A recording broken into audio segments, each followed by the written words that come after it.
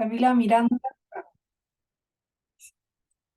Camila Miranda, nodo 21, RUT 17033397-7. A propósito del espacio de participación ciudadana, como organización queremos plantear sobre el debate del rol del Estado, en particular de la discusión del capítulo de principio, la necesidad de entender de qué se está hablando cuando se habla de subsidiariedad para poder plantear que es incompatible el Estado social propiamente tal con la subsidiariedad. Entonces, para eso eh, exponer algunos antecedentes de diagnóstico respecto a la discusión de subsidiariedad. En primer lugar, que se trata de un concepto un poco más amplio que el que se suele usar en Chile, y en ese sentido se trata como un principio de organización político-administrativo, cuyas principales fuentes se pueden encontrar en Europa. En ese sentido, a nivel local se ha entendido que por subsidiariedad la idea de que el Estado actúa cuando los órganos intermedios no están en disposición para hacerlo, y la discusión es que en realidad eso no se debe limitar a la actividad económica, y que en general se usa como parte de un principio de organización político-administrativa en ámbitos de desconcentración del poder. En ese sentido, el principio de subsidiariedad es un criterio formal que remite a cómo se toman decisiones en las políticas públicas, y lo que busca es establecer cuáles son los mejores caminos para desenvolver las políticas de un Estado en particular, pensando en la idoneidad de quienes pueden prestar ciertos servicios o disponer de ciertas priorizaciones entre organismos central y descentralizados.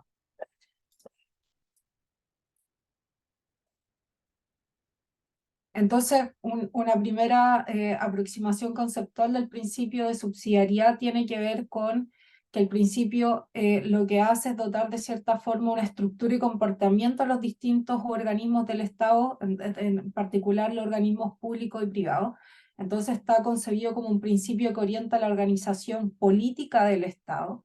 Y entonces cuando un objetivo de una medida puede ser alcanzado a través de la acción de individuo o grupo intermedio, los organismos del Estado deben abstenerse de realizarlo. Esa es la conversación que se ha ido situando en Chile. Sin embargo, si miramos los antecedentes del desarrollo europeo, el principio de subsidiariedad está pensado justamente en vinculación con la organización administrativa y distribución del poder. Entonces, la Unión Europea, respecto de los estados que forman parte de la Unión Europea, lo que hace es distinguir en cuáles casos le corresponde actuar a la Unión Europea y en cuáles casos tiene que realizarlo por competencia de los distintos estados. Y asimismo, por ejemplo, a nivel de Alemania, cuando se aplica el principio de la lógica de subsidiariedad, lo que supone es una conversación entre qué le compete a la autoridad central respecto a qué le compete a las autoridades locales. En ese sentido es la conversación, por ejemplo, si el ferrocarril lo tiene que construir el gobierno local o central en un país determinado, o por ejemplo en la discusión entre la Unión Europea y los distintos países que lo conforman, quiénes son quienes soportan ciertos gastos. Entonces es una discusión que tiene que ver cómo se distribuyen las funciones entre organismos. A diferencia en el caso de Chile, se ha tratado la subsidiariedad principalmente en un ámbito económico, y ahí se ha acuñado la idea de subsidiariedad neoliberal o subsidiariedad a la chilena, que se aleja del cariz de organización del poder político que está expresado en los casos comparados. Entonces, lo que han sostenido los defensores de la subsidiariedad del Estado en Chile tiene que ver con las limitaciones del Estado para intervenir en materia económica en todos aquellos casos en los que los privados podrían estar en mejor posición para hacerlo. Eso supone una interpretación, una lectura de la Constitución de 1980, en particular referirse a dónde se podría encontrar ubicado este principio. Si bien no está explicitado en la Constitución de 1980, en las actas de la Comisión de Estudios de la nueva Constitución, que fundamentó todo el proceso de construcción de la Constitución del 80, se discutió latamente sobre dejarlo explicitado o no, y en concreto se vinculó a la autonomía de los grupos intermedios, que está en el inciso segundo del numeral 25 del artículo 19, junto con la libertad económica de las personas y el papel excepcional en economía del Estado.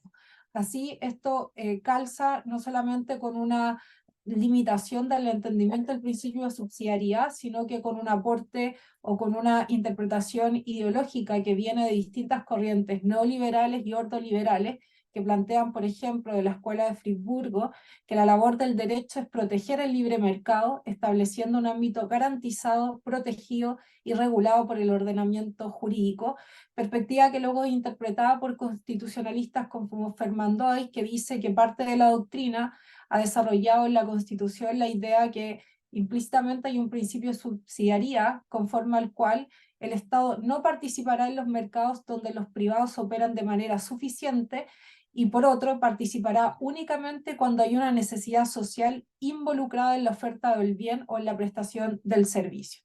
Entonces, para quienes postulan la existencia de este principio, la justificación radica primordialmente en que los particulares en el mercado estarían en una mejor posición privilegiada en articulación con el amparo de los grupos intermedios que se desarrolla a nivel constitucional.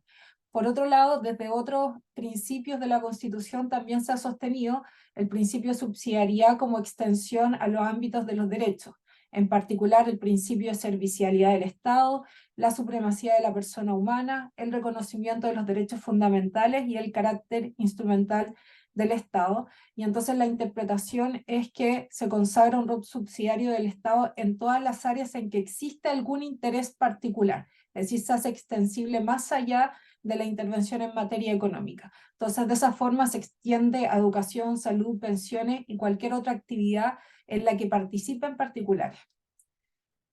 Esto tiene implicancia en términos de esa concepción porque se construye la idea, la premisa de que se asume en todos los casos que siempre los privados se encuentran en mejor posición para llevar adelante una determinada tarea. Sin embargo, eso no se desprende de la idea formal de la subsidiariedad que tiene que ver con una decisión de distribuciones de organización del poder, de una administración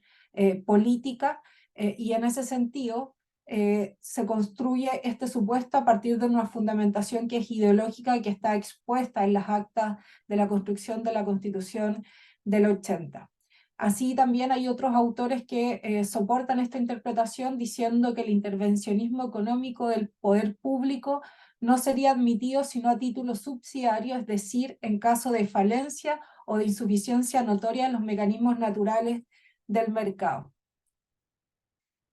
Esto tiene consecuencias efectivamente en cómo se entiende la actividad empresarial del Estado, en cómo se concibe la participación de privados en los ámbitos de provisión de los derechos, y eso conecta inmediatamente con la discusión sobre el carácter del Estado social, en particular de qué significa la cláusula de Estado social, que se sostiene en otro principio, que es el principio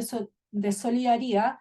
y que la cláusula de Estado social opera como un contenido normativo que reconoce de entrada que hay ámbitos de la condición humana donde no se pueden desenvolver ni satisfacer sin que haya una intervención conjunta de la sociedad, siendo el Estado una representación organizada de la sociedad, que son las dimensiones sociales. Y en ese sentido, la acción del Estado puede consistir en coordinar, regular, planificar, garantizar, proveer directamente determinada prestación, lo que choca y se diferencia con la premisa subsidiaria entendida en Chile de que siempre cuando hay un interés privado se va a estar en mejor posición para proveerlo, y en ese sentido el Estado se tiene que inhibir. Entonces, vista desde esa perspectiva es incomprensible y es incompatible fundamentar que el Estado social y democrático de derecho puede ser, digamos, articulador con la subsidiariedad entendida al modelo chileno. Muchas gracias.